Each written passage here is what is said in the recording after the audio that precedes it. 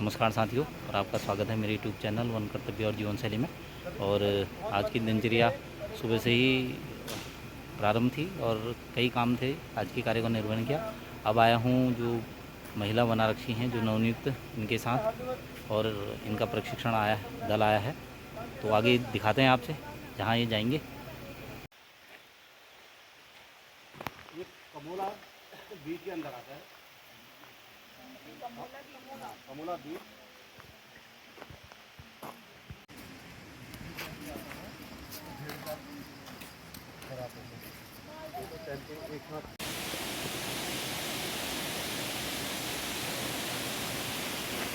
हमारे महिला वनरक्षक और पूरे जो हमारे जो प्रशिक्षु वनारक्षी हैं महिला, तो ये लोग सब झरने का आनंद लेते हुए और पूरे सेल्फी वगैरह ले रहे हैं।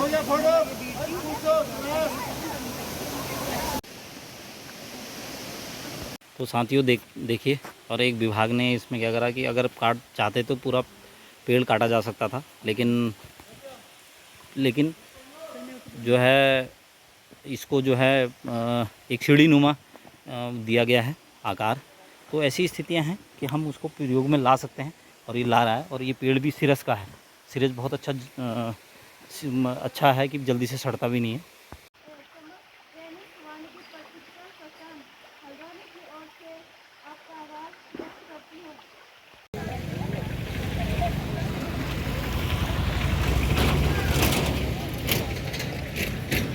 तो आप भी इसमें लुत्फ़ उठा सकते हैं, इसको देख सकते हैं। बस अभी आने वाला जो समय है 15 अक्टूबर से संभवतः खुलने का विचार है।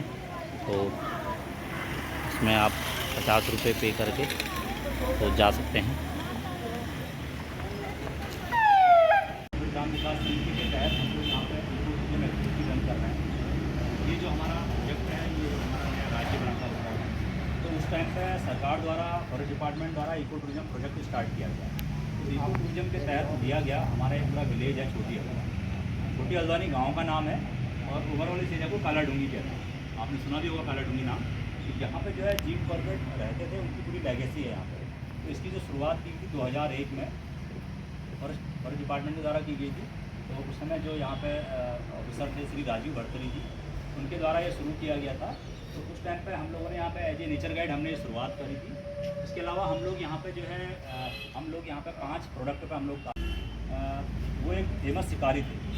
तो शिकार करना ब्रिटिश टाइम पे उस समय एक आम बात थी, और लोग उसको गलत नज़रिए से नहीं देख सकते थे। जैसे आज की तारीख में आप शिकार नहीं कर सकते। तो उन्होंने जब हंटिंग, यहाँ पर बहुत सारी हंटिंग की और लोग हंटिंग करने के लिए भी आते थे, तो उन्होंने देखा कि हम अगर इसी प्रकार से हंटिंग करते रहेंगे तो हमारा जो जंगल है, हमारी वाइल्ड लाइफ ख़त्म हो जाएगी। तो उन्होंने वाइल्ड लाइफ कंजर्वेशन का, हिंदुस्तान में वो पहले व्यक्ति थे जिन्होंने वाइल्ड लाइफ कंजर्वेशन की बात करी थी। अंग्रेज जरूर थे, बट उनका लगाव हिंदुस्तान से काफ़ी अच्छा था, अच्छा संबंध थे यहाँ के लोगों से। 25 साल जॉब की, उससे जो पैसा कमाया उस पैसे से मैंने काम। तो ये इन्होंने अपने मित्र चिरंजीलाल साहब थे, उनको सेल कर दिया था 5000। बाद में 1965 में इसको फॉरेस्ट डिपार्टमेंट ने खरीदा 20,000, और 1967 से इसको म्यूजियम बना दिया। 1967, ये 1965। कॉर्बेट सामने जो जिम कॉर्बेट सामने एक फूलदार महाराज रुद्रप्रिया का तो नरभक्षी फूलदार। तो उसके लिए देखिए सरकारी कार्रवाइयाँ उस समय हुई होंगी। और देखिए तो लेटर है, ये टाइपिंग का लेटर है। देखिए जिम कॉर्बेट साहब के लिए तो एक सिस्टम के तरीके से ही उनके द्वारा ये कार्य को अंजाम दिया गया। जिम कॉर्बेट एक अच्छे राइटर थे, तो किताबें पढ़ के लोग यहाँ पर बाहर से आते हैं, लोग हिंदुस्तान से आते हैं, बाहर से भी लोग आते हैं। तो अपने आप में बहुत बड़ी कहानी है। तो जंगल और उन्होंने कहानी लिखी, चुड़ैल लिखी।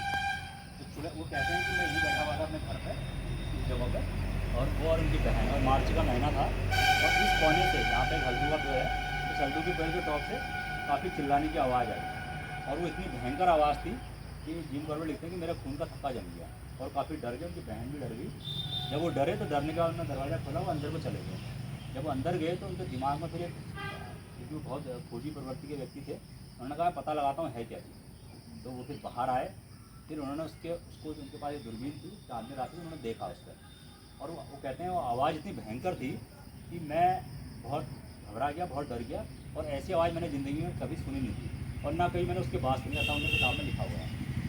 अब फिर उन्होंने एक्सप्लेन किया वो क्या चीज़ थी, और गाँव वाले कहते थे उनसे कि यहाँ पे चुड़ैल घूमती है, उसका जो है सर ऊपर होता है, पाँव ऊपर होता है, सर नीचे होता है, ऐसा उन्होंने ऐसे गाँव वाले कहानी सुनाते थे। तो गवर्नमेंट ने मान लिया कि चुड़ैल ही है। माउंट आबू बोलते हैं, जो आप मैंने भी देखा ठीक में रहता है, वैसे उस समय तो इतनी गाड़ियाँ नहीं थी, तो यहाँ उसकी जो आवाज़ है काफ़ी चिल्लाने की होती है, और अगर आप उसकी आवाज़ सुनेंगे तो आप डर जाएंगे। लेकिन चुड़ैल उन्होंने इसलिए कहा कि जो गाँव वाले को कहानियाँ सुनाते थे। अभी बहुत सारे पर्यटक यहाँ आते हैं, वो कहते हैं चुड़ैल वाला पेड़ दिखाओ, तो हम लोगों को ले जाते हैं। वो पेड़ तो ख़त्म हो गया, लेकिन उसी में से दूसरा पेड़ और हो गया है। तो आप जैसे पीपल है, हल्दू है, जो बड़े पेड़ होते हैं, अगर ख़त्म होने का दोबारा रीजनरेट भी हो जाता है। तो वो हमारे लिए मतलब पॉइंट भी है, और पर्यटक खुद कहता है इस बात को, हमें पेड़ दिखाओ। ऐसी बहुत सारी कहानियाँ हैं यहाँ पे। जैसे यहाँ पे कैनाल है, कैनाल पे उनका जनरल स्टोर